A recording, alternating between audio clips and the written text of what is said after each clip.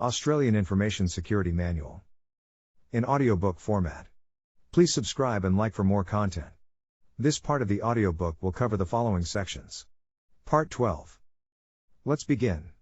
Guidelines for networking. Network design and configuration. Network documentation.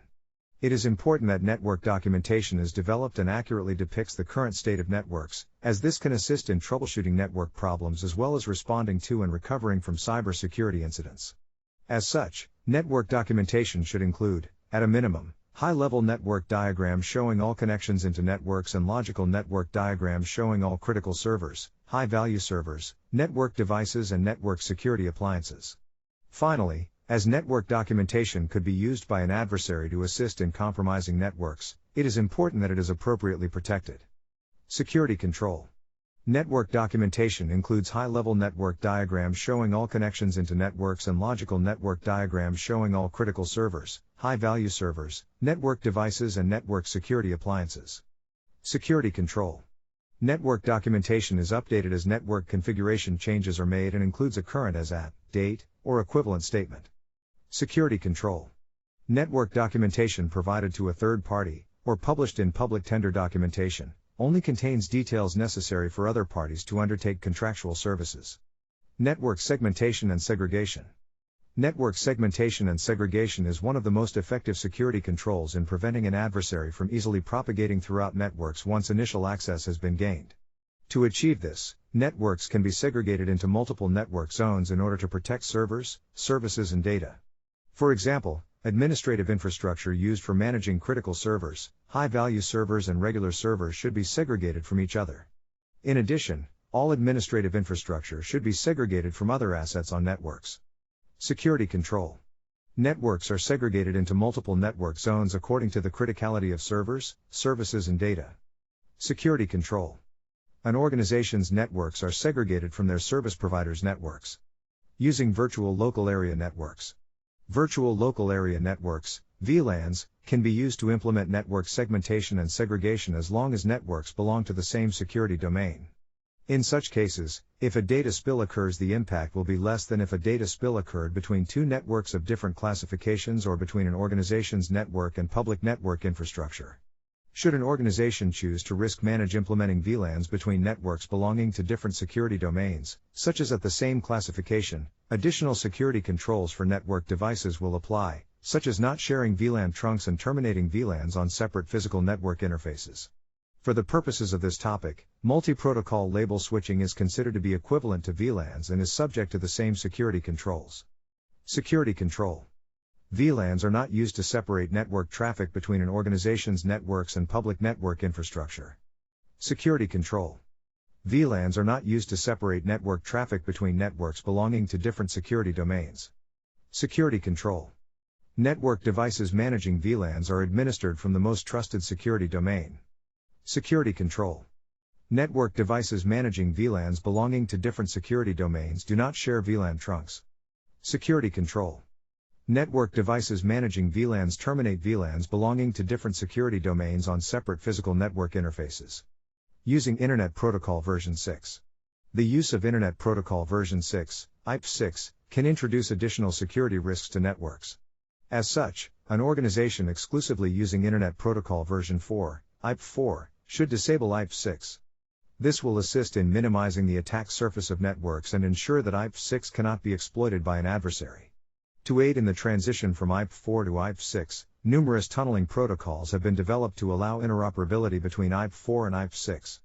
Disabling IP6 tunneling protocols on networks that do not require such functionality will prevent an adversary from bypassing traditional network defenses by encapsulating IP6 data inside IP4 packets.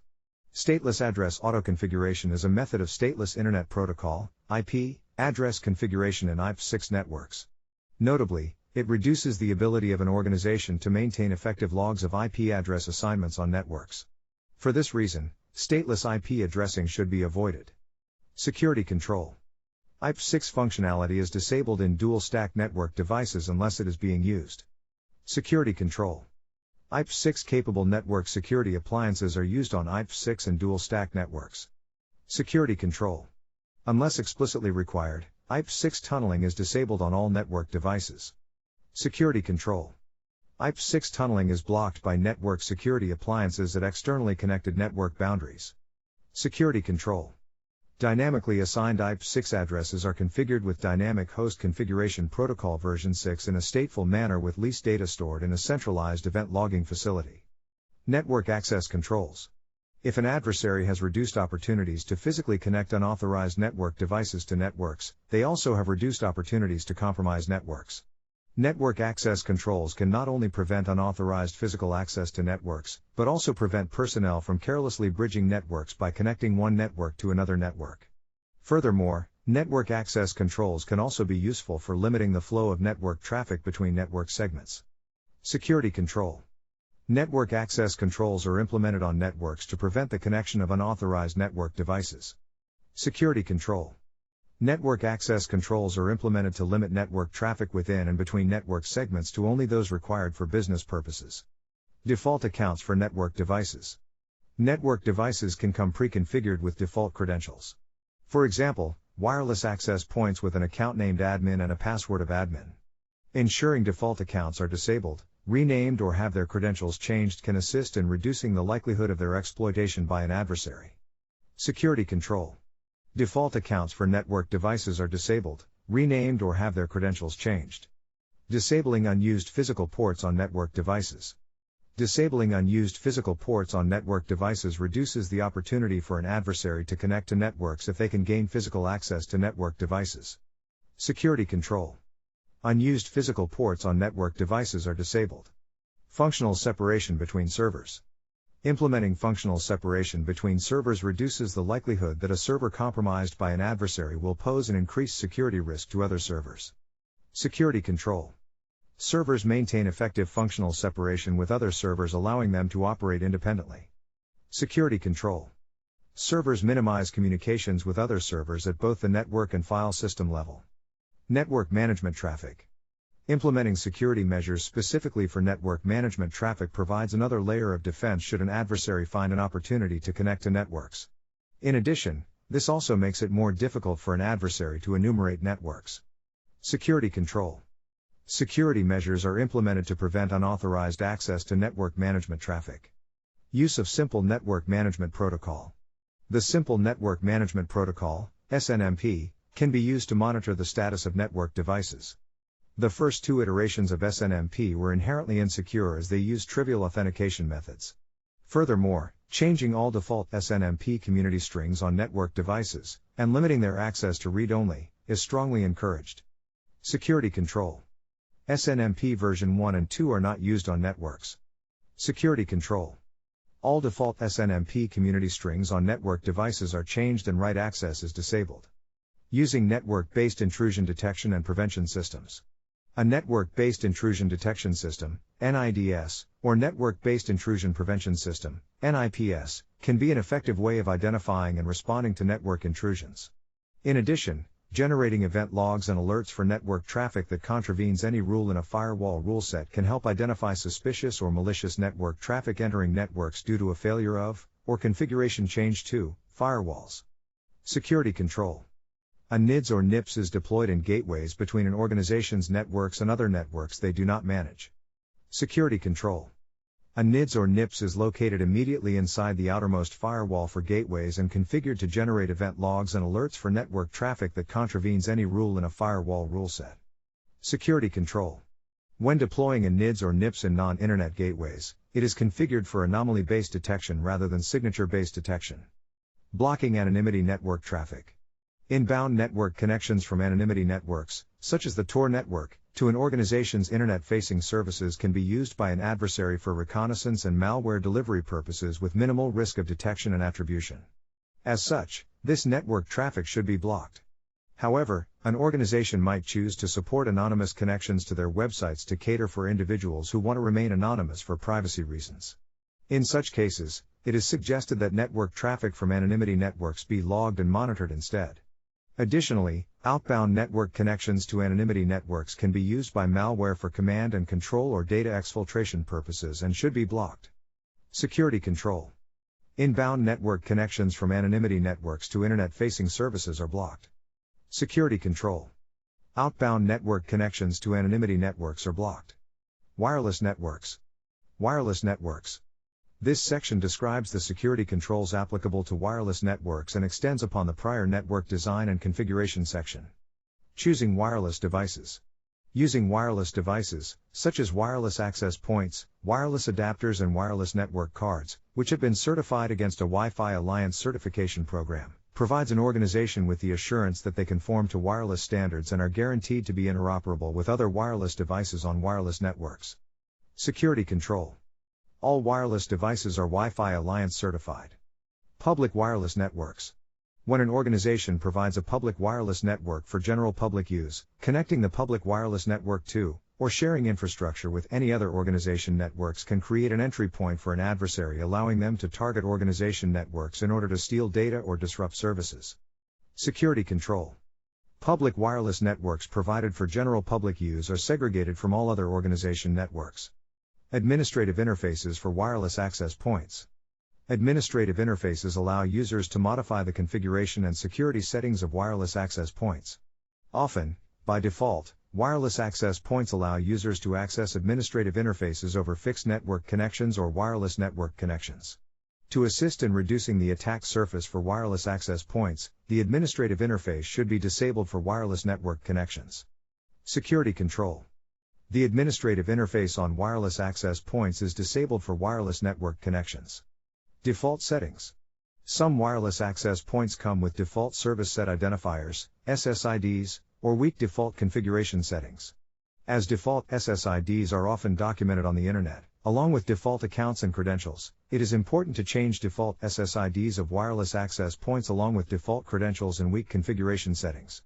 When changing default SSIDs, it is important that new SSIDs do not bring undue attention to an organization's wireless networks. In doing so, SSIDs of wireless networks should not be readily associated with an organization, the location of their premises or the functionality of wireless networks.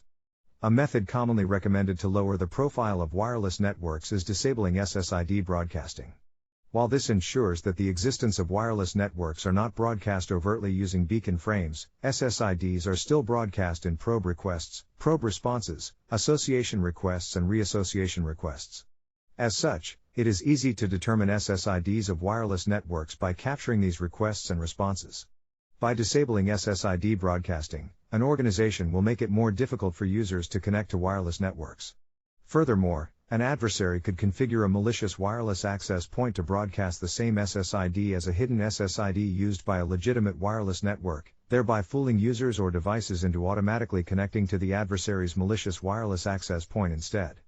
In doing so, the adversary could steal authentication credentials in order to gain access to the legitimate wireless network. Security control. Default SSIDs of wireless access points are changed. Security control. SSIDs of non-public wireless networks are not readily associated with an organization, the location of their premises or the functionality of wireless networks. Security control. SSID broadcasting is not disabled on wireless access points. Security control. Default accounts and credentials of wireless access points are changed. Security control. Configuration settings for wireless access points are hardened. Media access control address filtering. Devices that connect to wireless networks generally have a unique media access control, MAC, address. Using MAC address filtering can prevent rogue devices from connecting to wireless networks.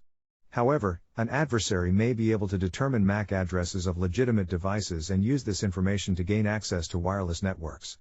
As such, MAC address filtering introduces management overhead without any tangible security benefit. Security control. MAC address filtering is not used to restrict which devices can connect to wireless networks. Static addressing. Assigning static IP addresses for devices accessing wireless networks can prevent rogue devices connecting to wireless networks from being assigned routable IP addresses. However, an adversary may be able to determine IP addresses of legitimate devices and use this information to gain access to wireless networks. As such, configuring devices to use static IP addresses introduces management overhead without any tangible security benefit. Security control. Static addressing is not used for assigning IP addresses on wireless networks. Confidentiality and integrity of wireless network traffic. As wireless networks are often capable of being accessed from outside the perimeter of secured spaces, all wireless network traffic requires suitable cryptographic protection. For this purpose, it is recommended that Wi-Fi Protected Access 3, WPA3, be used, as it provides equivalent or greater security than its predecessor Wi-Fi Protected Access 2, WPA2. WPA3 has also prohibited the use of various outdated and insecure cipher suites. WPA3 Enterprise supports 3 enterprise modes of operation: Enterprise-only mode, Transition mode, and 192-bit mode. Preference is given to WPA3 Enterprise 192-bit mode, as this mode incorporates changes that satisfy the United States Commercial National Security Algorithm Suite requirements and ensures no algorithms with known weaknesses are used. However, if any other WPA3 Enterprise modes are used, then Authentication and Key Management Suite 000FAC 1 should be disabled, if this option is available. Security control. WPA3 Enterprise 192-bit mode is used to protect the confidentiality and integrity of all wireless network traffic. 802.1x Authentication. WPA3 Enterprise uses 802.1x Authentication, which requires the use of an Extensible Authentication Protocol, EAP. A number of EAP methods supported by both WPA2 and WPA3 are available. Extensible Authentication Protocol Transport Layer Security, EAP-TLS, is considered one of the most secure EAP methods and is widely supported. It uses a public key infrastructure to secure communications between devices and a remote access dial-in user service, Radius, server through the use of X.509 certificates. While EAP-TLS provides strong mutual authentication, it requires an organization to have established a public key infrastructure. This involves deploying their own certificate authority and issuing certificates, or purchasing certificates from a commercial certificate authority, for every device that accesses their wireless networks. While this introduces additional costs and management overheads, the security advantages are significant. Security control. 802.1x Authentication with EAP-TLS, using X.509 certificates, is used for mutual authentication, with all other EAP methods disabled on supplications and authentication servers. Security control. User identity confidentiality is used if available with EAP-TLS implementations. Evaluation of 802.1x Authentication implementation. The security of 802.1x Authentication is dependent on 4 main elements and how they interact with each other. These 4 elements include supplicants, authenticators, wireless access points, and authentication servers. To provide assurance that these elements have been implemented correctly, they should have completed an evaluation. Security control. Evaluated supplicants, authenticators, wireless access points, and authentication servers are used in wireless networks. Generating and issuing certificates for authentication. When issuing certificates to devices in order to access wireless networks, an organization should be aware that certificates could be stolen by malicious code. Once compromised, certificates could be used on other devices to gain unauthorized access to wireless networks. An organization should also be aware that in only issuing certificates to devices, any actions taken by users will only be attributable to specific devices. When issuing certificates to users in order to access wireless networks, it can be in the form of certificates that are stored on devices or certificates that are stored on smart cards.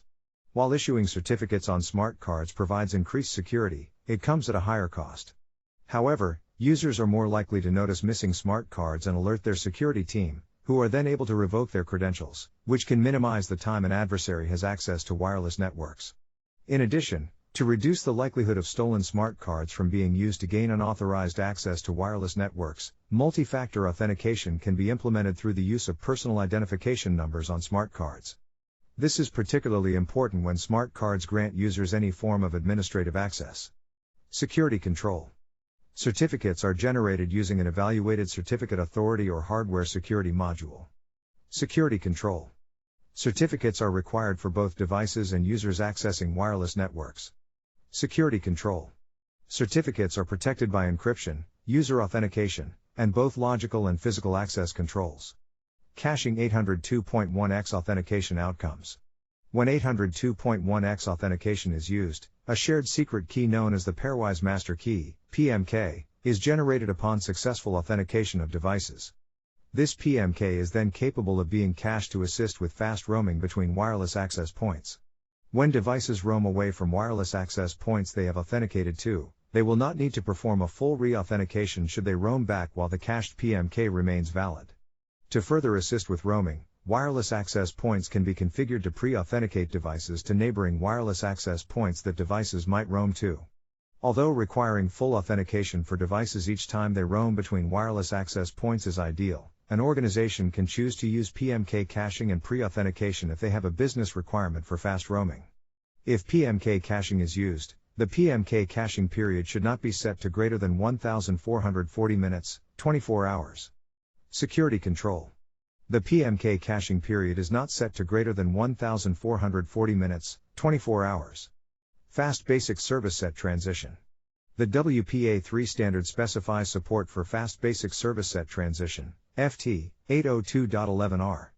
FT is a feature designed to improve user mobility and combat lag introduced by the need to authenticate to each wireless access point. However, FT requires authenticators to request and send keys to other authenticators within a security domain. If any of these keys are intercepted, all security properties are lost. Therefore, it is imperative that communications are appropriately secured. As such, FT should be disabled unless it can be confirmed that authenticator-to-authenticator communications are secured by a suitable ASD-approved cryptographic protocol that provides confidentiality, integrity and mutual authentication. Security control.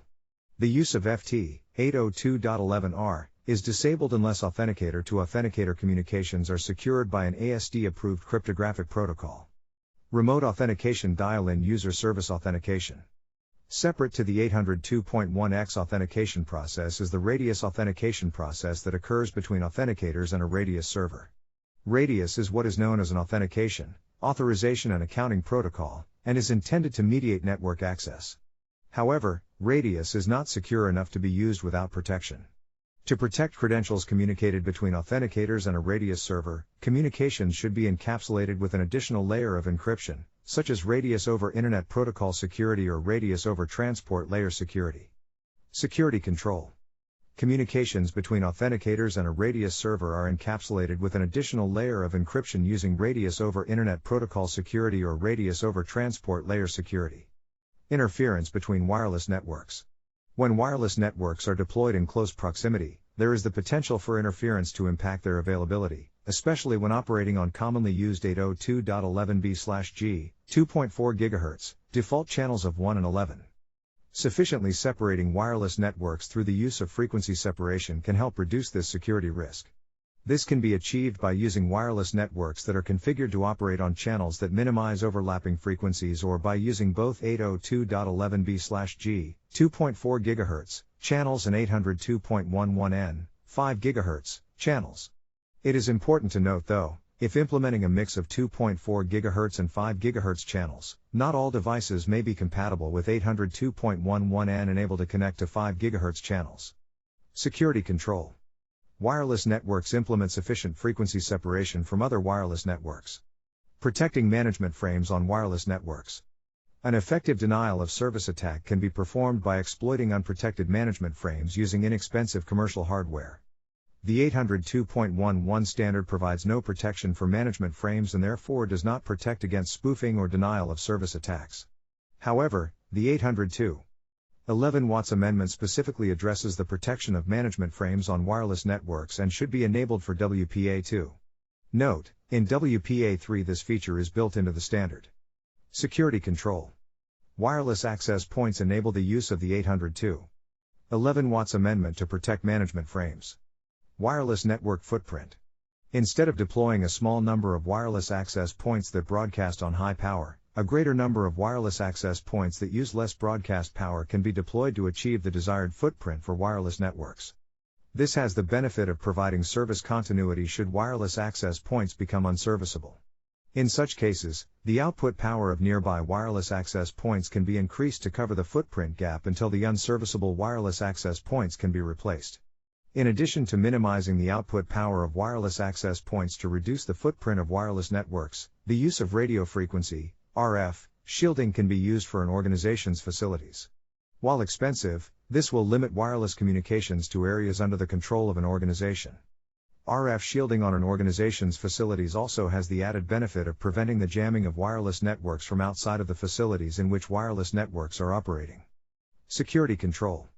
Instead of deploying a small number of wireless access points that broadcast on high power, A greater number of wireless access points that use less broadcast power are deployed to achieve the desired footprint for wireless networks. Security control. The effective range of wireless communications outside an organization's area of control is limited by implementing RF shielding on facilities in which secret or top-secret wireless networks are used. Service continuity for online services. Cloud-based hosting of online services. Using cloud service providers can allow an organization to build highly resilient online services due to the increased computing resources, bandwidth, and multiple separate physical sites made available by the cloud server providers.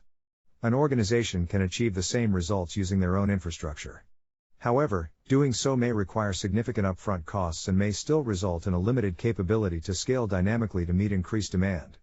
In case of a denial of service attack, cloud-based hosting can also provide segregation from self-hosted or other cloud-hosted services, ensuring that other systems, such as email, are not affected.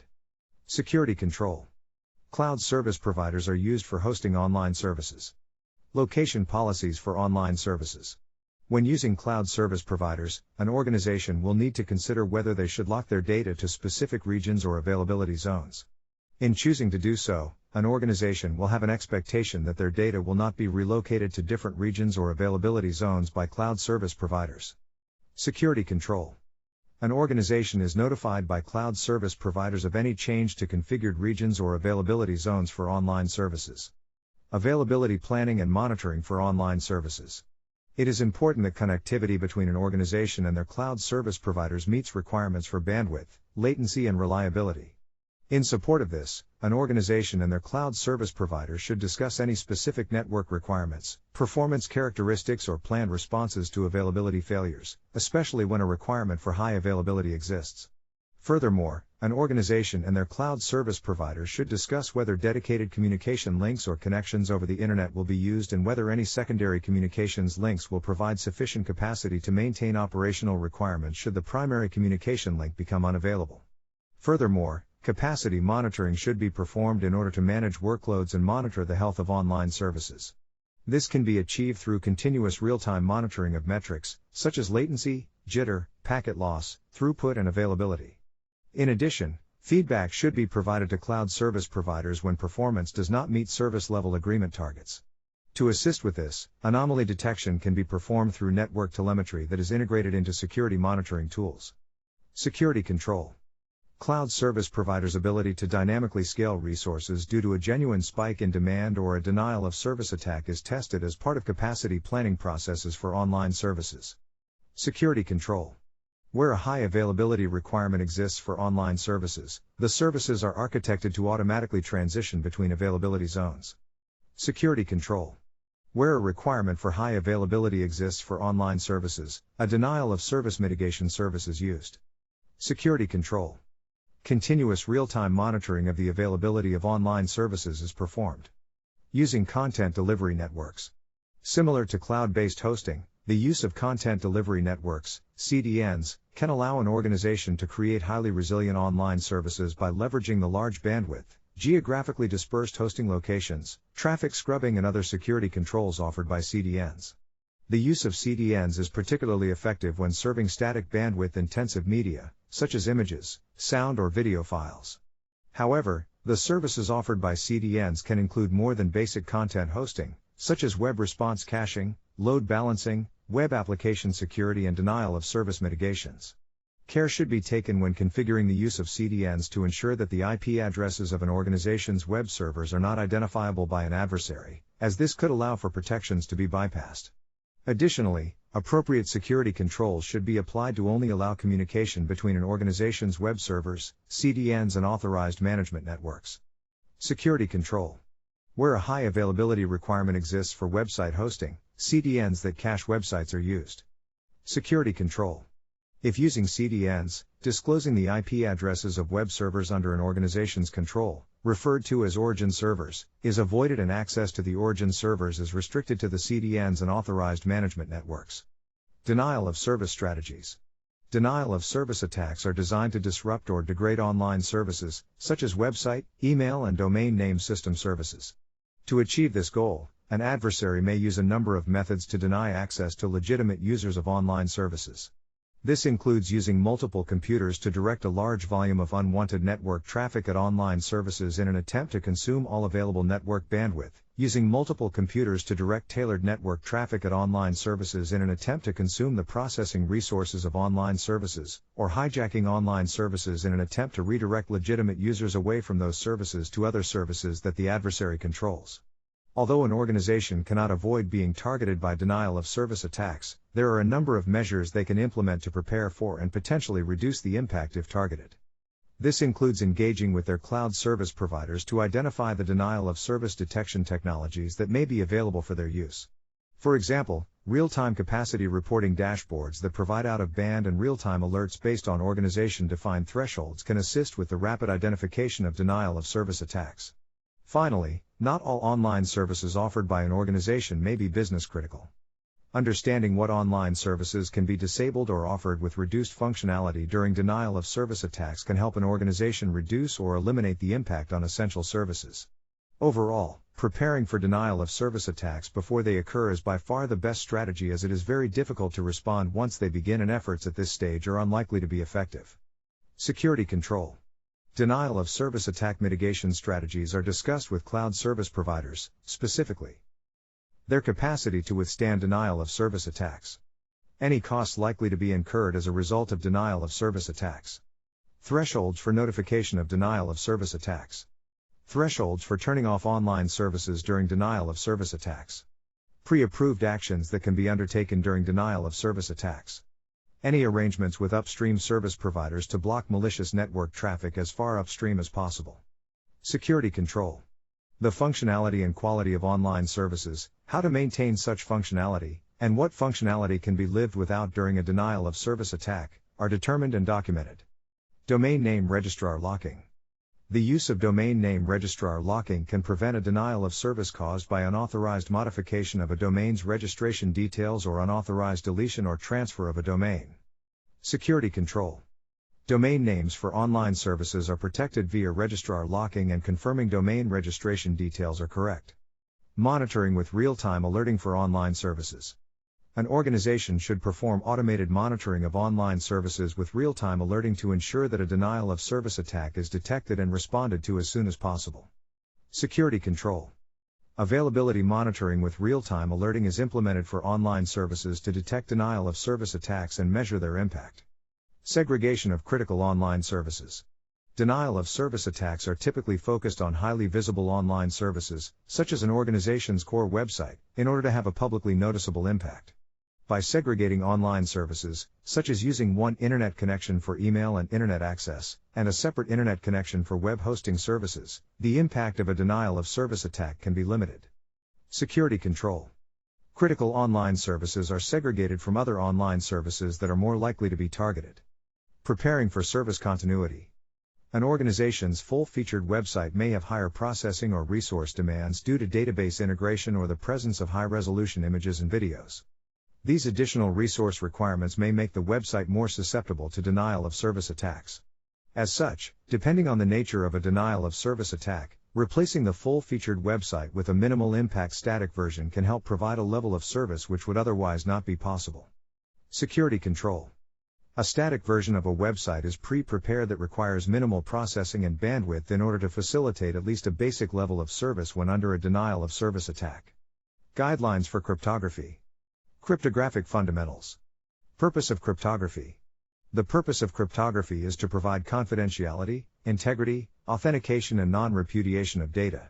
In doing so, confidentiality protects data by making it unreadable to all but authorized entities, integrity protects data from accidental or deliberate manipulation by entities, authentication ensures that an entity is who they claim to be, and non-repudiation provides proof that an entity performed a particular action.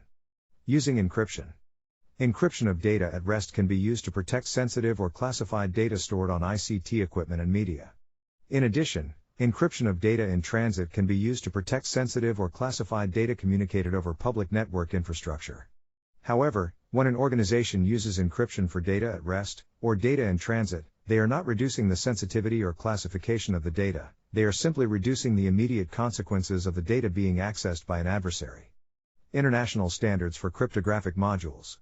International Organization for Standardization, ISO/International Electrotechnical Commission, IEC, 19790-2012, Information Technology, Security Techniques, Security Requirements for Cryptographic Modules, and ISO/IEC 24759-2017, Information Technology, Security Techniques, Test Requirements for Cryptographic Modules, are international standards for the design and validation of hardware and software cryptographic modules.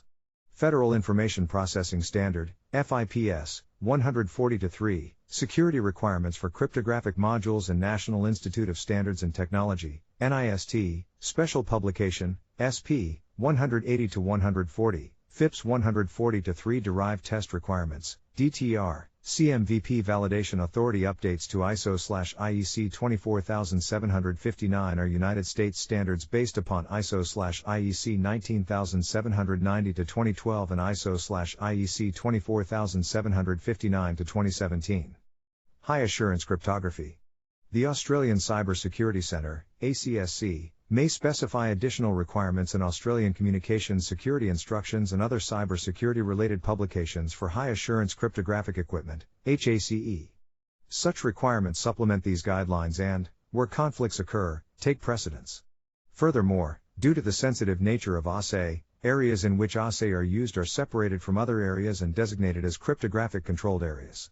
Security control. All communication security and equipment-specific doctrine produced by the ACSC for the management and use of ASE is complied with. Security control. Areas in which ASE are used are separated from other areas and designated as cryptographic controlled areas. Encrypting data at rest.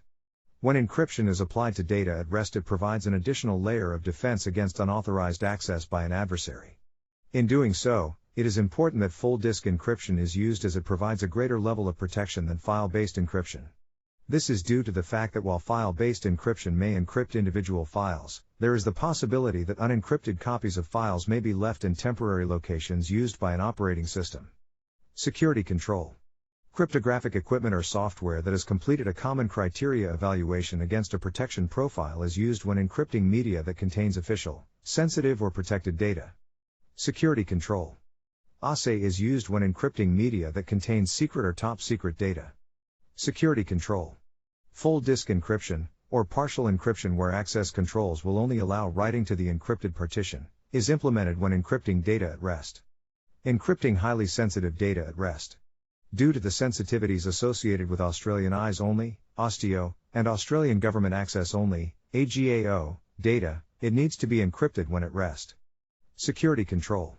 An ASD-approved cryptographic algorithm, AACA, or high-assurance cryptographic algorithm is used to encrypt AUSTIO and AGAO data when at rest on a system. Encrypting data in transit. Where insufficient security exists for the protection of data communicated in the clear-over-network infrastructure, encryption should be used to protect the data from unauthorized access or manipulation. For example, when sensitive or classified data is communicated over networks not authorized to communicate the data in the clear, when sensitive or classified data is communicated outside of appropriately secure areas, or when sensitive or classified data is communicated over public network infrastructure. Security control. Cryptographic equipment or software that has completed a common criteria evaluation against a protection profile is used to protect official, sensitive or protected data when communicated over insufficiently secure networks, outside of appropriately secure areas or via public network infrastructure. Security control.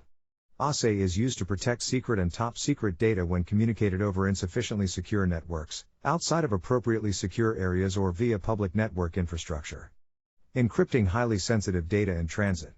Due to the sensitivities associated with AUSTIO and AGAO data, it needs to be encrypted when communicated over network infrastructure. Security control. An ASD-approved cryptographic protocol, AACP, or high-assurance cryptographic protocol is used to protect AUSTIO and AGAO data when communicated over network infrastructure. Data recovery. To ensure that access to encrypted data is not lost due to the loss, damage or failure of an encryption key, it is important that where practical cryptographic equipment and software provides a means of data recovery. Security control. Where practical, cryptographic equipment and software provides a means of data recovery to allow for circumstances where the encryption key is unavailable due to loss, damage or failure. Handling encrypted ICT equipment and media. When a user authenticates to the encryption functionality of ICT equipment or media, encrypted data is made available. At such a time, the ICT equipment or media should be handled according to its original sensitivity or classification. Once the user deauthenticates from the encryption functionality, such as shutting down a device or activating a lock screen, the ICT equipment or media can be considered to be protected by the encryption functionality again. Security control. When a user authenticates to the encryption functionality of ICT equipment or media, it is treated in accordance with its original sensitivity or classification until the user deauthenticates from the encryption functionality. Transporting cryptographic equipment. Transporting cryptographic equipment in a keyed state may expose its keying material to potential compromise. Therefore, if cryptographic equipment is transported in a keyed state, it should be done based on the sensitivity or classification of its keying material. Security control. Keyed cryptographic equipment is transported based on the sensitivity or classification of its keying material. Reporting cryptographic-related cybersecurity incidents. If cryptographic equipment or associated keying material is compromised, or suspected of being compromised, then the confidentiality and integrity of previous and future communications may also be compromised. In such cases, the cybersecurity incident should be reported to an organization's Chief Information Security Officer, or one of their delegates, as soon as possible after it occurs, and all keying material should be changed. Security control. The compromise or suspected compromise of cryptographic equipment or associated keying material is reported to an organization's Chief Information Security Officer, or one of their delegates, as soon as possible after it occurs. Security control. Keying material is changed when compromised or suspected of being compromised. ASD-approved cryptographic algorithms. High-assurance cryptographic algorithms. High-assurance cryptographic algorithms, which are not covered in this section, can be used for the protection of secret and top-secret data if they are suitably implemented in ISM. Further information on high-assurance cryptographic algorithms can be obtained from the ACSC. ASD-approved cryptographic algorithms. There is no guarantee of an algorithm's resistance to currently unknown attacks. However, the algorithms listed in this section have been extensively scrutinized by industry and academic communities in a practical and theoretical setting. Approval for the use of the algorithms listed in this section is limited to cases where they are implemented in accordance with these guidelines. The approved asymmetric/public key algorithms are Diffie-Hellman, DH, for agreeing on encryption session keys. Digital signature algorithm, DSA, for digital signatures. Elliptic curve Diffie-Hellman, ECDH, for key exchange. Elliptic curve digital signature algorithm, EXA, for digital signatures. Rivest-Shamir-Adleman, RSA, for digital signatures and passing encryption session keys or similar keys. The only approved hashing algorithm is Secure Hashing Algorithm 2, SHA-2. The only approved symmetric encryption algorithm is Advanced Encryption Standard, AES. Where there is a range of key sizes for an algorithm, some of the smaller key sizes are not approved as they do not provide an adequate safety margin against possible future attacks.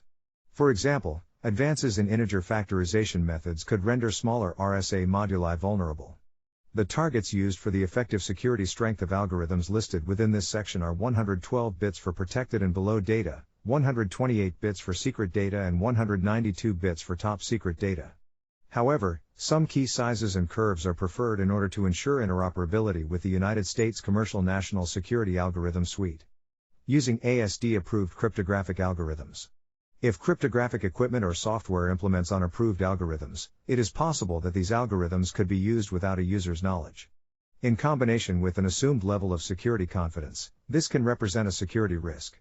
As such, an organization can ensure that only ACAs or high-assurance cryptographic algorithms can be used by disabling all unapproved algorithms, preferred, or by advising users not to use the unapproved algorithms via usage policies. Security control. Only ACAs or high-assurance cryptographic algorithms are used by cryptographic equipment and software. Asymmetric/public key algorithms. DH and DSA are vulnerable to different types of attacks than ECDH and EXA. As a result, ECDH and EXA offer more effective security per bit increase. This leads to smaller data requirements, which in turn means that elliptic curve variants have become de facto global standards. For reduced data cost, and to promote interoperability, ECDH and EXA should be used where possible. Security control. ECDH and EXA are used in preference to DH and DSA. Using Diffie-Hellman. A modulus of 2048 bits for correctly implemented DH provides 112 bits of effective security strength. Taking into account projected technological advances, it is assessed that 112 bits of effective security strength will remain secure until 2030. When DH in a prime field is used, the prime modulus impacts the security of the algorithm. The security considerations when creating such a prime modulus can be found in NIST SP 856A Rev. 3, along with a collection of commonly used secure moduli. Security control. When using DH for agreeing on encryption session keys, a modulus of at least 2048 bits is used, preferably 3072 bits. Security control. When using DH for agreeing on encryption session keys, a modulus of at least 3072 bits is used, preferably 3072 bits. Security control.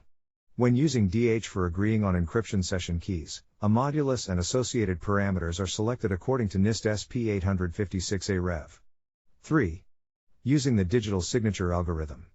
A modulus of 2048 bits for correctly implemented DSA provides 112 bits of effective security strength. Taking into account projected technological advances, it is assessed that 112 bits of effective security strength will remain secure until 2030. Security control. When using DSA for digital signatures, a modulus of at least 2048 bits is used.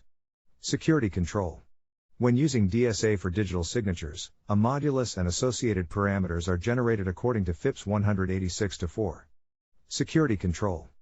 DSA is not used for digital signatures. Using elliptic curve cryptography. The curve used within an elliptic curve algorithm impacts the security of the algorithm. As such, only suitable curves from FIPS 186-4 should be used. Security control. When using elliptic curve cryptography, a curve from FIPS 186-4 is used. Using elliptic curve Diffie-Hellman. When using a curve from FIPS 186-4, a base point order and key size of at least 224 bits for correctly implemented ECDH provides 112 bits of effective security strength.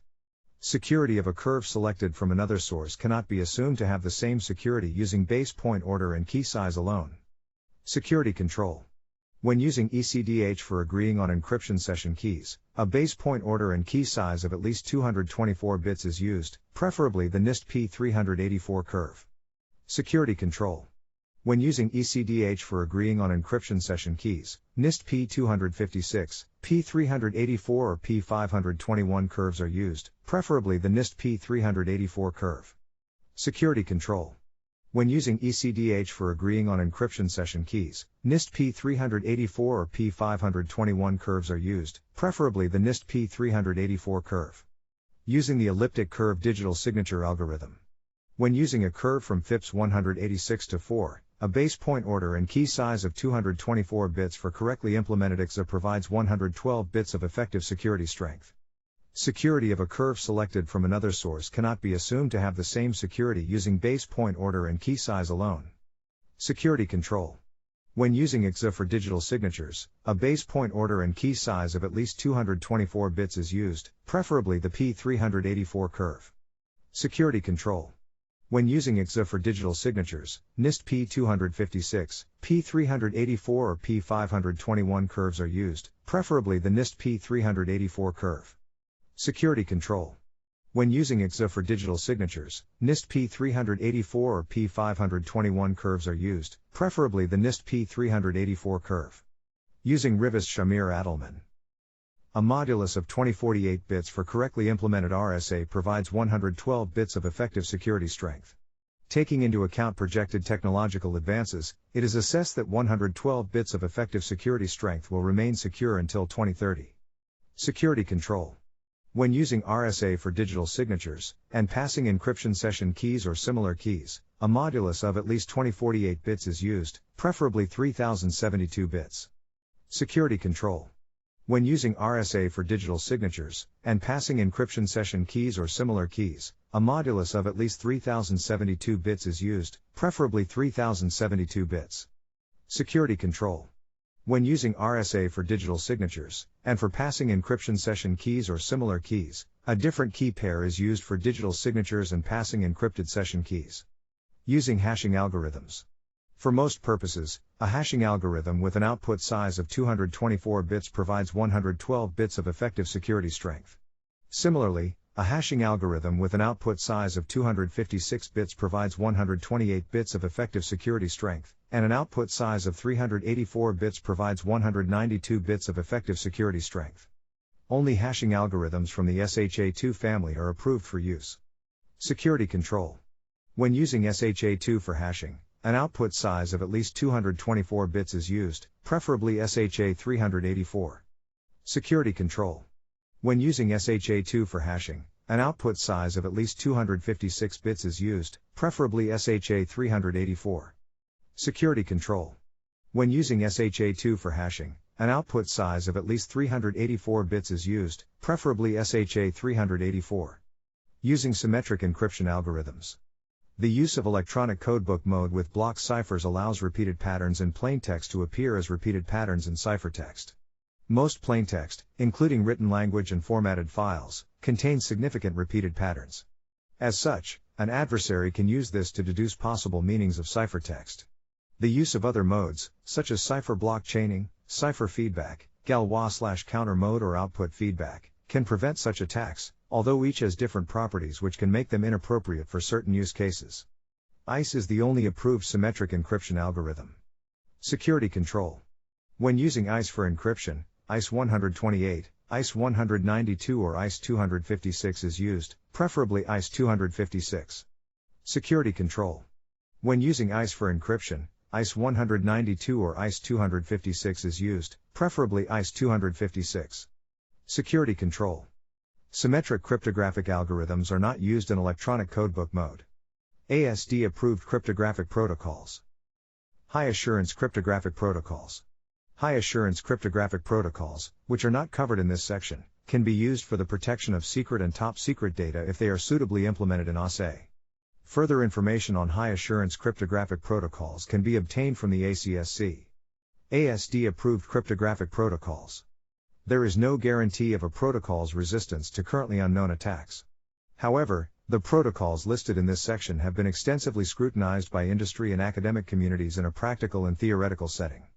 Approval for the use of the protocols listed in this section is limited to cases where they are implemented in accordance with these guidelines. The SEPs are Transport Layer Security, TLS. Secure Shell, SSH. Secure/Multipurpose Internet Mail Extension, S/MIME. OpenPGP Message Format. Internet Protocol Security, IPsec. Wi-Fi Protected Access 2. Wi-Fi Protected Access 3.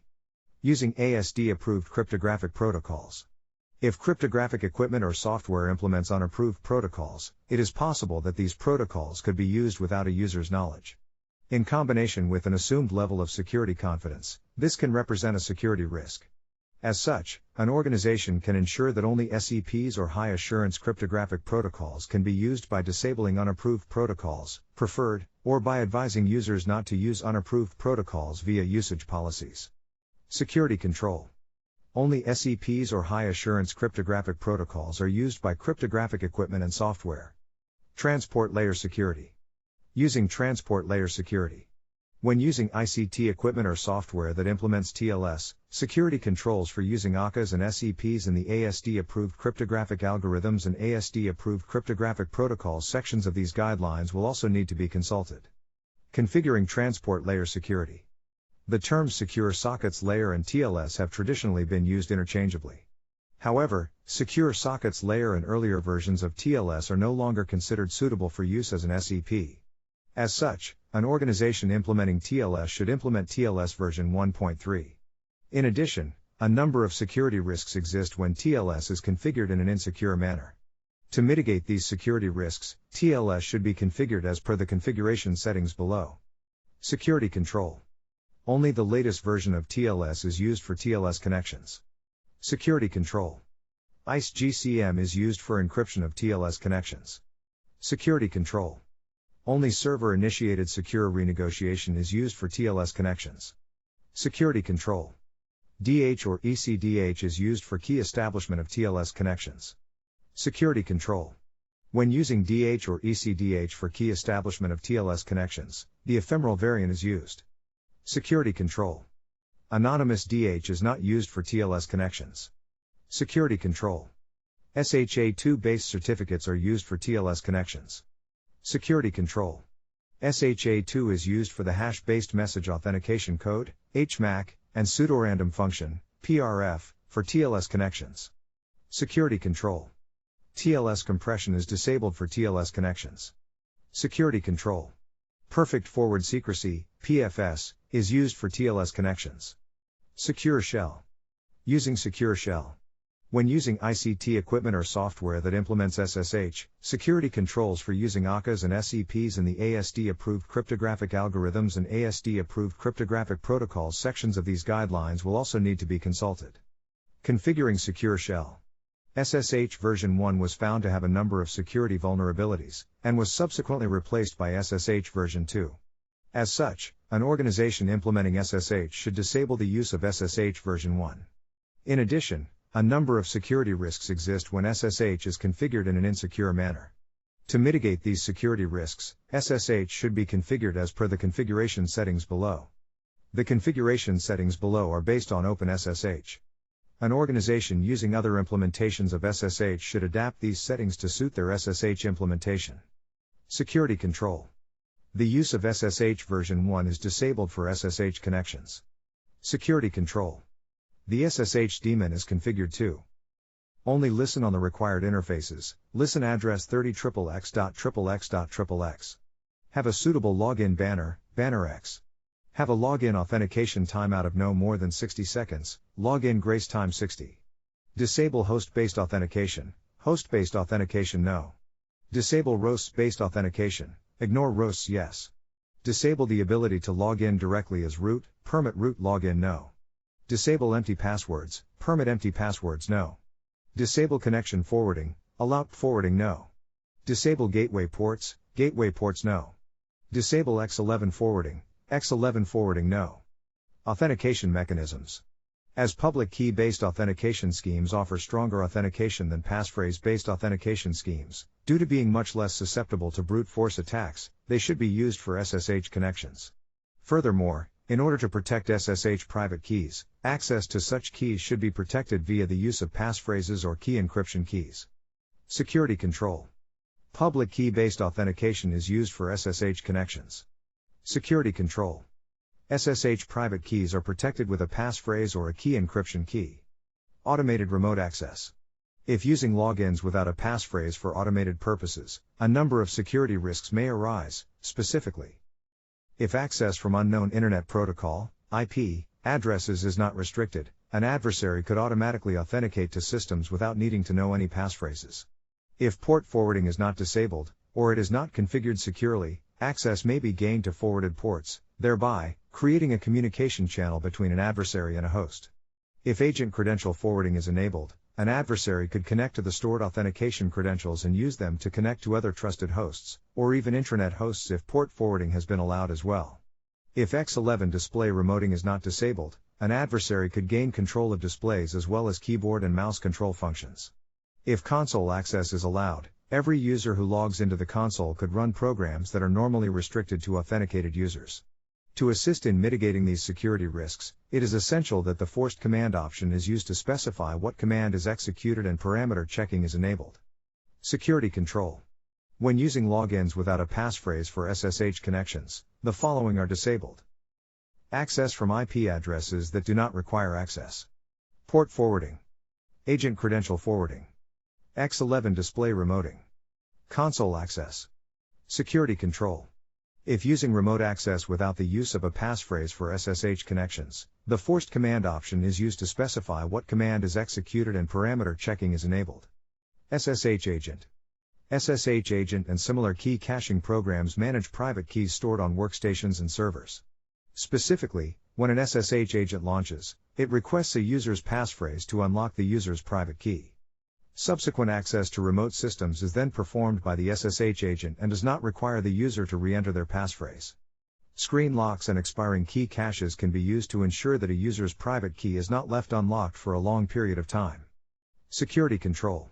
When SSH agent or similar key caching programs are used, it is limited to workstations and servers with screen locks and key caches that are set to expire within 4 hours of inactivity. Secure/multipurpose Internet Mail Extension. Using Secure/multipurpose Internet Mail Extension. When using ICT equipment or software that implements S/MIME, security controls for using ACAs and SEPs in the ASD-approved cryptographic algorithms and ASD-approved cryptographic protocols sections of these guidelines will also need to be consulted. Configuring secure/multi-purpose Internet Mail extension. S/MIME version 2.0 required the use of weaker cryptography than approved for use in these guidelines. As such, S/MIME version 3.0 was the first version to be approved for use as an SEP. Security control.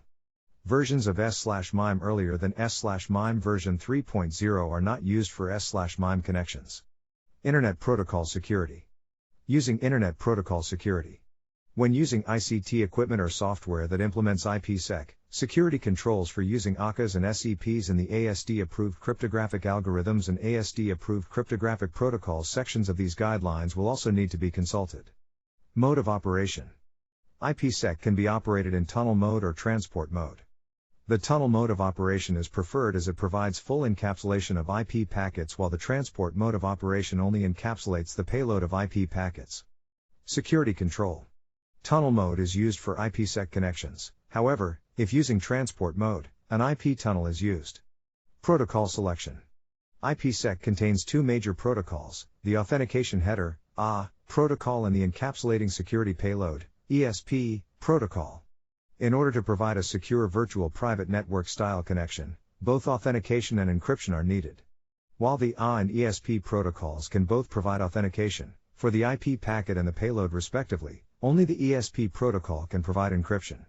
As the combined use of the AA protocol and the ESP protocol is not supported by Internet Key Exchange, IKE, version 2, the ESP protocol should be used for authentication and encryption of IPsec connections. Security control. The ESP protocol is used for authentication and encryption of IPsec connections. Key exchange. There are several methods for establishing shared keying material for IPsec connections, including manual keying and the IKE protocol. As the IKE protocol addresses a number of security risks associated with manual keying, it is the preferred method for key establishment. Note, as IKE version 1 has been deprecated, IKE version 2 should be used. Security control. IKE version 2 is used for key exchange when establishing IPsec connections. Encryption algorithms. The only approved encryption algorithm for IPsec connections is ICE. IKE version 2 supports the use of ICE with cipher block chaining, counter mode, counter with cipher block chaining message authentication code, and Galois/counter mode. Note, however, supported modes may vary between different cryptographic equipment and software. Security control. ICE is used for encrypting IPsec connections, preferably ENCR_ICE_GCM_16. Pseudorandom function algorithms. IKE version 2 requires the use of a PRF in order to generate random data for cryptographic operations. The approved algorithms that can be used for PRF are HMAC SHA 256, HMAC SHA 384 and HMAC SHA 512. Integrity algorithms.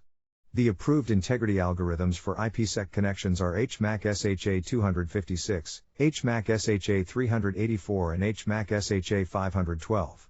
However, if using ICE with Galois/counter mode as the encryption algorithm, it can also be used for authentication purposes. In such cases, the integrity algorithm should be configured as none. Diffie-Hellman groups.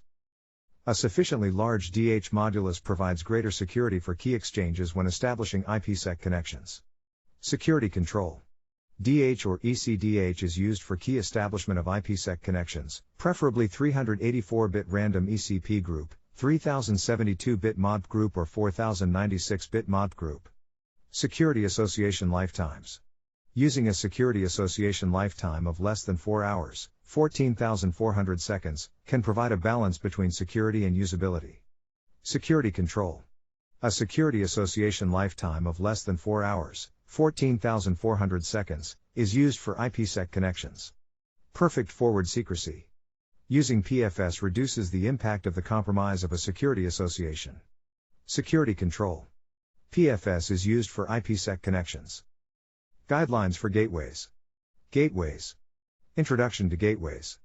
This section describes security controls applicable to all types of gateways.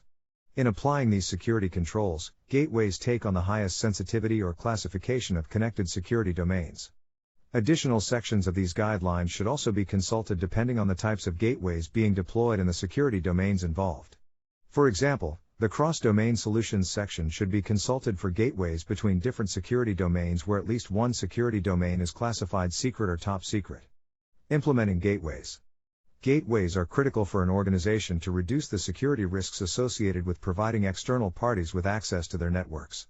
In doing so, it is important that gateways are used not only between an organization's networks and public network infrastructure, but also between an organization's networks that belong to different security domains and between an organization's networks and other organizations' networks that are connected via means other than public network infrastructure.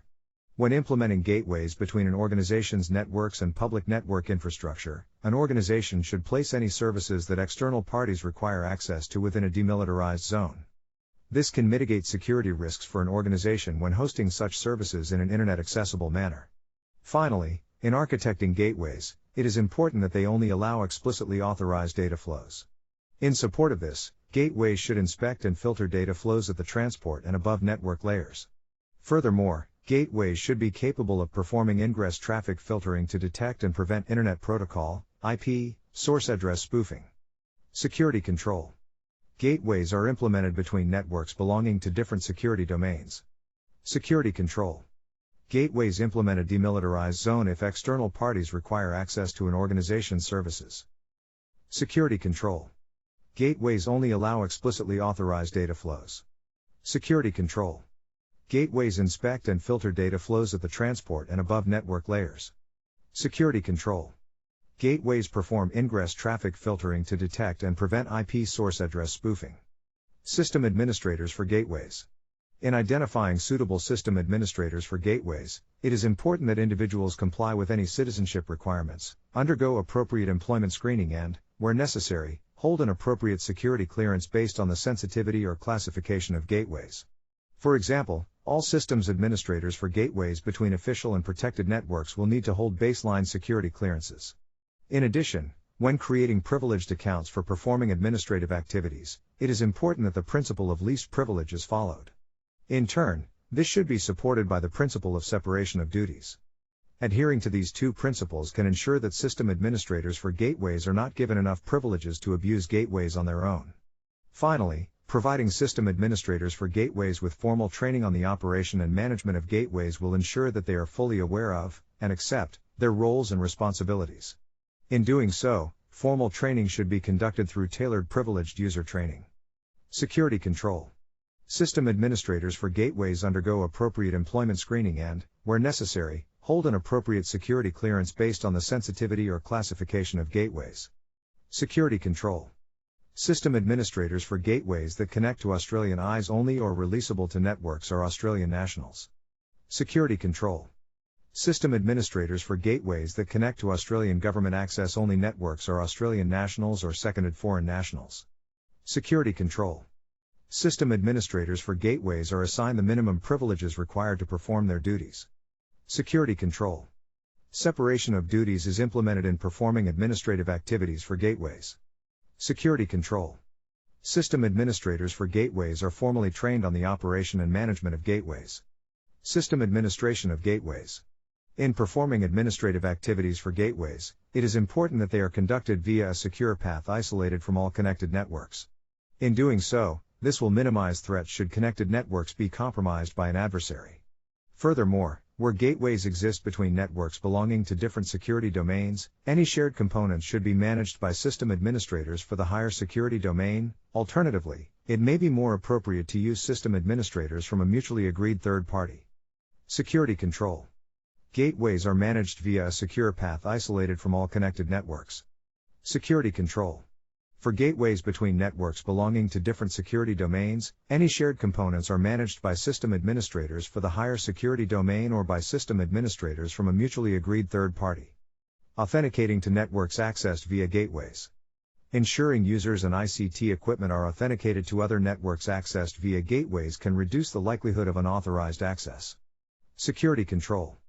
Users authenticate to other networks accessed via gateways. Security control. ICT equipment authenticates to other networks accessed via gateways. Gateway event logging and alerting. Gateway event logs can assist in monitoring the security posture of networks, detecting malicious behavior and contributing to investigations following cybersecurity incidents. In doing so, gateway event logs should be centrally stored and protected from unauthorized modification and deletion, monitored for signs of compromise, and actioned when cybersecurity events are detected. Security control. Gateways are configured to log network traffic permitted through gateways. Log network traffic attempting to leave gateways. Provide real-time alerts for attempted intrusions and unusual usage patterns. Security control. Gateway event logs are centrally stored and protected from unauthorized modification and deletion, monitored for signs of compromise, and actioned when cybersecurity events are detected. Gateway testing. Testing security controls for gateways assists with understanding their security posture. In doing so, testing should be conducted at irregular intervals to reduce the likelihood that an adversary could exploit testing activities or cease operations during such times to avoid detection. Security control. Gateways are subject to rigorous testing following configuration changes, and at irregular intervals no more than 6 months apart, to determine the effectiveness of security controls. Cross-domain solutions. Introduction to cross-domain solutions. A cross-domain solution, CDS, is a system comprised of security enforcing functions tailored to mitigate specific security risks associated with accessing or transferring data between different security domains. CDSs may be an integrated appliance or, more commonly, be composed of discrete technologies or subsystems, with each subsystem consisting of hardware or software components. This section describes the security controls applicable to CDSs and extends upon the prior gateways section. Additional sections of these guidelines should also be consulted depending on the types of CDSs being deployed. Personnel involved in the planning, design, implementation or assessment of CDSs should also refer to the Australian Cybersecurity Centre, ACSC's Introduction to Cross-Domain Solutions and Fundamentals of Cross-Domain Solutions publications. Types of cross-domain solutions. This section defines 2 types of CDSs, transfer CDSs and access CDSs.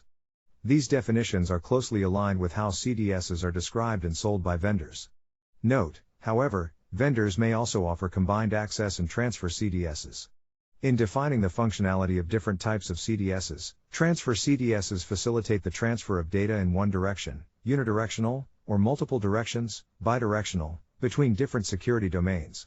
In comparison, access CDSs provide users with access to multiple security domains from a single device. However, while access CDSs allow interaction with different security domains, they do not allow users to move data between the different security domains. Implementing cross-domain solutions. As there are significant security risks associated with connecting secret or top-secret networks to other networks in different security domains, CDSs will need to be implemented. Security control. CDSs are implemented between secret or top-secret networks and any other networks belonging to different security domains. Consultation on cross-domain solutions. As CDSs can be complex to implement and manage securely, it is critical that when an organization is planning, designing, implementing or introducing additional connectivity to CDSs that the ACSC is consulted and any directions provided by the ACSC are complied with. Security control. When planning, designing, implementing or introducing additional connectivity to CDSs, the ACSC is consulted and any directions provided by the ACSC are complied with. Separation of data flows. To ensure that data flows are appropriately controlled within CDSs, it is important that isolated upward and downward network paths are implemented.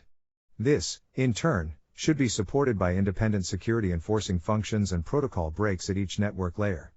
Security control. CDSs implement isolated upward and downward network paths. Security control. CDSs implement independent security enforcing functions for upward and downward network paths. Security control. CDSs implement protocol breaks at each network layer. Cross-domain solution event logging. CDSs should have comprehensive event logging capabilities to ensure accountability of users for all activities they undertake. Furthermore, effective event logging and monitoring practices can increase the likelihood that operational failures and unauthorized activities will be detected. In doing so, CDS event logs should be centrally stored and protected from unauthorized modification and deletion, monitored for signs of compromise, and actioned when cybersecurity events are detected. Security control. All security-relevant events generated by CDSs are logged. Security control. CDS event logs are centrally stored and protected from unauthorized modification and deletion, monitored for signs of compromise, and actioned when cybersecurity events are detected. Security control. A sample of security-relevant events relating to data transfer policies are taken at least every 3 months and assessed against security policies for CDSs to identify any operational failures. User training. To assist in preventing cybersecurity incidents, it is important that users know how to use CDSs securely. This can be achieved by training users on the secure use of CDSs before access is granted. Security control. Users are trained on the secure use of CDSs before access is granted. Firewalls. Using firewalls. When implementing gateways between an organization's networks and public network infrastructure, an organization should implement firewalls to protect themselves from intrusions that may originate from the public network infrastructure. In addition, when an organization's networks connect to another organization's networks, both organizations should implement independent firewalls to protect themselves from intrusions that may originate from each other's networks. Note, this requirement may not be necessary in cases where shared network infrastructure is used only as a transport medium and encryption is applied to all network traffic. Security control. Evaluated firewalls are used between an organization's networks and public network infrastructure. Security control. Evaluated firewalls are used between networks belonging to different security domains. Diodes. Using diodes. Diodes enforce one-way data flows, thereby making it more difficult for an adversary to use the same network path to both launch an intrusion and exfiltrate data afterwards. As such, diodes should be used for controlling the data flow of unidirectional gateways. Security control. Evaluated diodes are used for controlling the data flow of unidirectional gateways between an organization's networks and public network infrastructure. Security control. Evaluated diodes used for controlling the data flow of unidirectional gateways between secret or top-secret networks and public network infrastructure complete a high-assurance evaluation. Security control. Evaluated diodes are used for controlling the data flow of unidirectional gateways between networks. Security control. Evaluated diodes used for controlling the data flow of unidirectional gateways between secret or top-secret networks and any other networks complete a high-assurance evaluation. Data volume monitoring.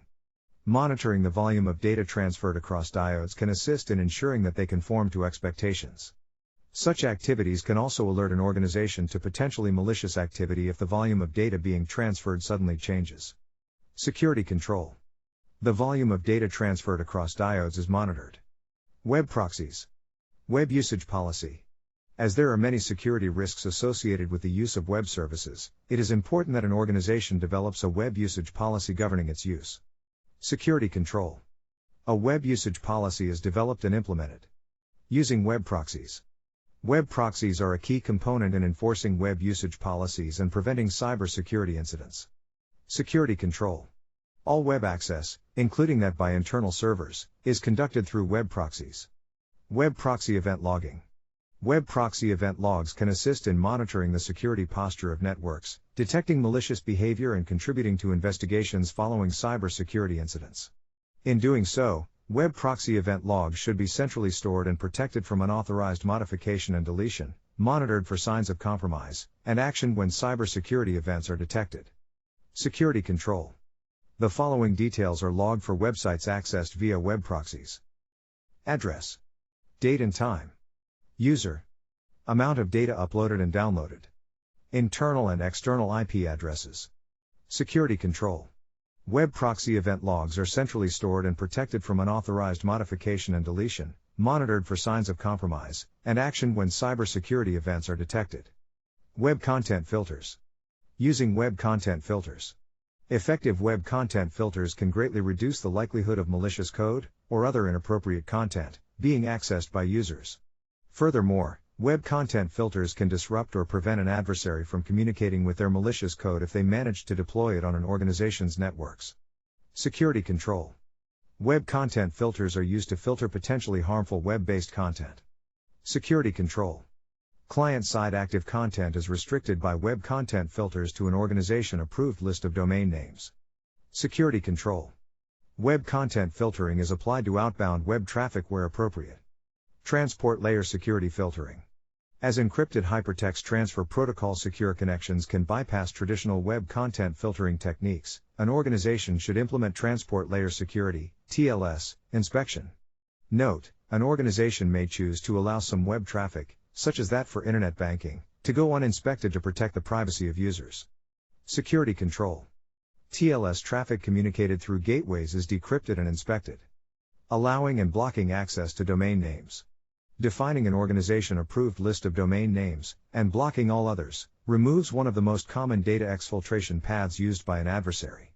In doing so, even a relatively permissive list of allowed domain names, such as the entire Australian subdomain, or the top 1,000 websites from the Alexa website ranking, offers better security than relying solely on a list of malicious domain names. Furthermore, in cases where an organization chooses to implement a relatively permissive list of allowed domain names, or list of website categories, security risks can be further mitigated by blocking dynamic domain names, or domain names that can be registered anonymously for free, as these are often used by an adversary due to their lack of attribution. Finally, as users rarely have a requirement to access websites via their IP addresses instead of their domain names, the presence of such activities could indicate malicious code attempting to communicate with an adversary's command and control infrastructure and should be blocked. Security control. An organization-approved list of domain names, or list of website categories, is implemented for all Hypertext Transfer Protocol and Hypertext Transfer Protocol secure traffic communicated through gateways. Security control.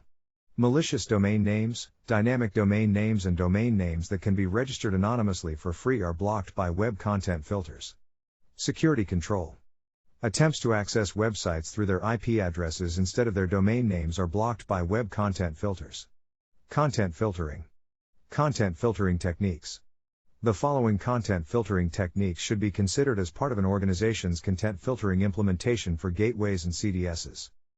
Antivirus scans files for viruses and other malicious code. Automated dynamic analysis analyzes executable files run in a sandbox to detect suspicious behavior. File extension checks file extensions to determine purported file types. File format checks files conform to defined file format specifications. File type checks file headers to determine actual file types. Keyword checks files for keywords that could indicate undesirable content. Metadata checks files for metadata that should be removed. Protective marking checks files for protective markings that may indicate undesirable content. Manual inspections involves the manual inspection of files for suspicious or undesirable content that an automated system may miss, which is particularly important for multimedia and content-rich files. Performing content filtering. Content filters perform an important function within gateways and CDSs by reducing the likelihood of unauthorized content or malicious code from entering or exiting networks. In performing content filtering checks, some content will be readily identifiable as malicious, or cannot be inspected, while other content, such as active content, may be deemed suspicious depending on what is considered normal behavior for content passing through gateways and CDSs within an organization. Finally, when content filters are used by CDSs, their assurance requirements necessitate rigorous security testing to ensure they perform as expected and cannot be bypassed. Security control. Files imported or exported via gateways or CDSs undergo content filtering checks. Security control. Files identified by content filtering checks as malicious, or that cannot be inspected, are blocked. Security control. Files identified by content filtering checks as suspicious are quarantined until reviewed and subsequently approved or not approved for release. Security control. Content filters used by CDSs undergo rigorous security testing to ensure they perform as expected and cannot be bypassed. Encrypted files. As encryption can be used to bypass content filtering checks, this poses a security risk in that malicious code could enter networks, or data could be exfiltrated from networks, undetected. In addition, encrypted files could mask data at a higher classification than that authorized to pass through gateways or CDSs, which could result in a data spill. As such, encrypted files should be decrypted in order to undergo content filtering checks. Note, where a requirement to preserve the confidentiality of encrypted files exists, an organization may consider a dedicated system to allow encrypted files to be decrypted in an appropriately secure environment before being subjected to all applicable content filtering checks. Security control. Encrypted files imported or exported via gateways or CDSs are decrypted in order to undergo content filtering checks. Archive files. Archive files can be used to bypass content filtering checks if content filters do not handle such files correctly. Ensuring content filters recognize archive files will ensure the embedded files they contain are subject to the same content filtering checks as unarchived files. Archive files can be constructed in a manner which can result in a denial of service to content filters due to processor, memory or disk space exhaustion. To limit the likelihood of such situations, content filters can specify resource constraints while unpacking archive files. If these constraints are exceeded, content filtering checks should be terminated. Security control. Archive files imported or exported via gateways or CDSs are unpacked in order to undergo content filtering checks. Security control. Archive files are unpacked in a controlled manner to ensure content filter performance or availability is not adversely affected. Antivirus scanning. Antivirus scanning can be used to detect malicious files. In doing so, multiple different scanning engines should be used to increase the likelihood of identifying any malicious files. Security control. Files imported or exported via gateways or CDSs undergo antivirus scanning using multiple different scanning engines. Automated dynamic analysis. Analyzing executable files in a sandbox can be an effective method to detect suspicious behavior upon file execution, such as network communications, creation or modification of files, or system configuration changes. Security control. Executable files imported via gateways or CDSs are automatically executed in a sandbox to detect any suspicious behavior. Allowing specific content types. Creating and enforcing an organization-approved list of allowed file types can reduce the attack surface of networks. For example, a content filter in an email gateway might only allow Microsoft Office documents and portable document format, PDF, files. Security control. Files imported or exported via gateways or CDSs are filtered for allowed file types. Content validation. Content validation, such as file format checks, aims to ensure that files conform to defined file format specifications. In performing content validation, any malformed content may indicate the presence of unauthorized content or malicious code, such as that designed to exploit known security vulnerabilities in operating systems or applications. Security control. Files imported or exported via gateways or CDSs undergo content validation. Content conversion. Content conversion can be an effective method to render malicious code harmless by converting one file type to another file type. Note, however, some file types will not benefit from content conversion. Examples of content conversion include converting Microsoft Word documents to PDF files, converting Microsoft PowerPoint presentations to image files, converting Microsoft Excel spreadsheets to comma-separated values files, converting PDF documents to plain text files. Security control. Files imported or exported via gateways or CDSs undergo content conversion. Content sanitization. Content sanitization is the process of rendering files safe by removing or altering active content while leaving the original content as intact as possible, such as by removing macros from Microsoft Office documents or removing JavaScript sections from PDF files. Security control. Files imported or exported via gateways or CDSs undergo content sanitization. Validating file integrity. If files passing through gateways or CDSs contain a form of integrity protection, such as a digital signature or checksum, content filters should verify their integrity. In doing so, the failure of any integrity checks may indicate that files have been tampered with. Security control. Files imported or exported via gateways or CDSs that have a digital signature or checksum are validated. Peripheral switches. Using peripheral switches.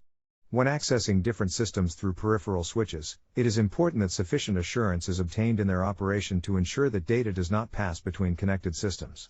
As such, the level of assurance needed in peripheral switches is determined by the difference in sensitivity or classification of systems they are connected to.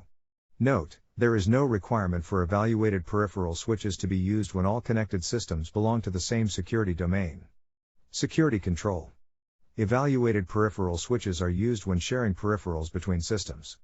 Security control. Evaluated peripheral switches used for sharing peripherals between secret and top secret systems, or between secret or top secret systems belonging to different security domains, preferably complete a high assurance evaluation. Security control. Evaluated peripheral switches used for sharing peripherals between secret or top secret systems and any non-secret or top secret systems complete a high assurance evaluation. Guidelines for data transfers. Data transfers. Performing data transfers. This section describes security controls applicable to both manual data transfers and data transfers using gateways or cross-domain solutions, CDSs. For data transfers using gateways or CDSs, the content filtering section of the guidelines for gateways is also applicable. Data transfer processes and procedures. Ensuring that data transfer processes and procedures are developed and implemented can facilitate consistent data transfers.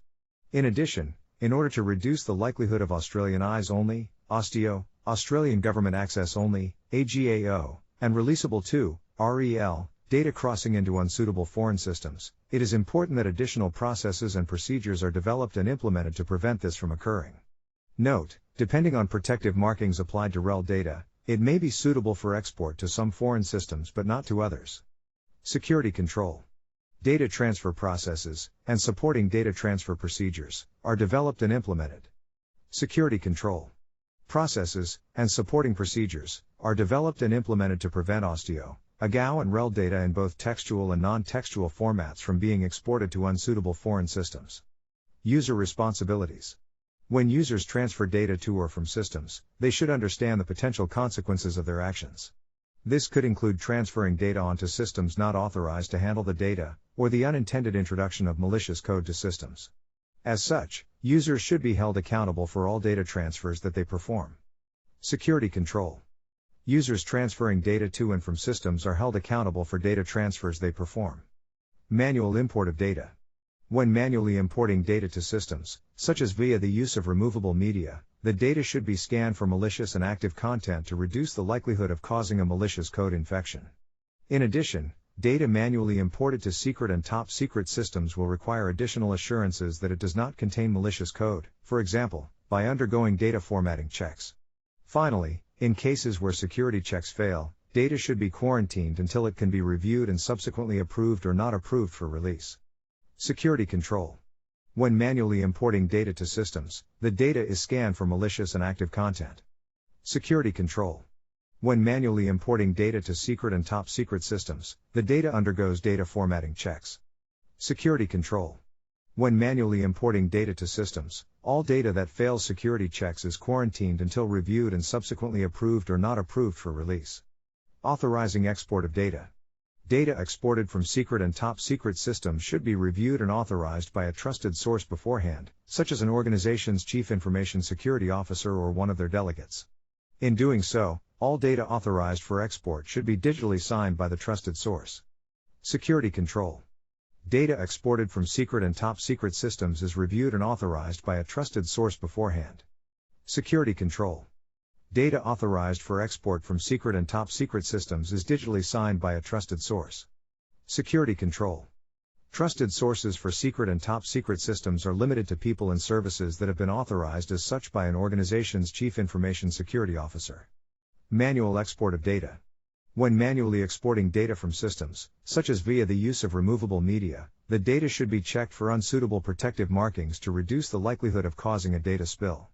In addition, data manually exported from secret and top secret systems will require additional assurances, for example, by undergoing data formatting checks, data type and sizes checks, signature checks, and keyword checks within all textual data. Finally, in cases where security checks fail, data should be quarantined until it can be reviewed and subsequently approved or not approved for release. Security control. When manually exporting data from systems, the data is checked for unsuitable protective markings. Security control. When manually exporting data from secret and top secret systems, the data undergoes data formatting checks, data type and size checks, signature checks, and keyword checks within all textual data. Security control. When manually exporting data from systems, all data that fails security checks is quarantined until reviewed and subsequently approved or not approved for release. Monitoring data import and export. To ensure the ongoing confidentiality and integrity of systems and data, it is important to log all data transfers. This applies to all forms of data transfers, such as those performed using removable media, gateways or CDSs. Ideally, data transfer logs should contain information on who authorized the data transfer, what data was transferred, where the data was transferred from or to, when the data was transferred, why the data was transferred, and how the data was transferred. Monitoring of such activities, via periodic verification of data transfer logs, can assist in identifying abuse of data transfer privileges and any unusual usage patterns that may indicate attempts by an adversary to surreptitiously import malicious code or exfiltrate data from secret and top-secret systems. Security control. Data transfer logs are used to record all data imports and exports from systems. Security control. Data transfer logs for systems are partially verified at least monthly. Security control. Data transfer logs for secret and top-secret systems are fully verified at least monthly. This is the end of Part 12. Please subscribe and like for more content. More parts will continue.